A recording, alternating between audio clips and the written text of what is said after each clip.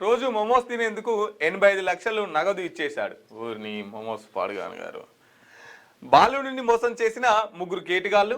యూపీలోని దేవరియా జిల్లాలో ఘటన. ఉత్తరప్రదేశ్లోని దేవరియా జిల్లాలో ఒక వింత మోసం వెలుగులోకి వచ్చింది.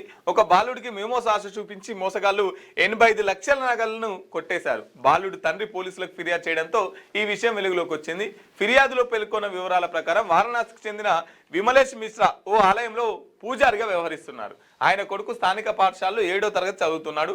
12 ఏళ్ల ఆ బాలుడికి మోమోస్ అంటే చాలా ఇష్టం. తరచూ తమ ఇంటికి వచ్చి దగ్గరలోని మోమోస్ స్టాల్ వద్దకు వెళ్లి తింటుండేవాడు. సదరు మోమోస్ స్టాల్ ముగ్గురు యువకులను నడిపిస్తున్నారు. తరచూ వస్తున్న బాలుని గమనించారు. మోమోస్ పట్ల ఆ బాలుని ఉన్న ఇష్టానికి క్యాష్ చేసుకోవాలని చెప్పేసి మొత్తం మీద అయితే ఆ బాలుడితోని 85 లక్షలు కొట్టేసిరు.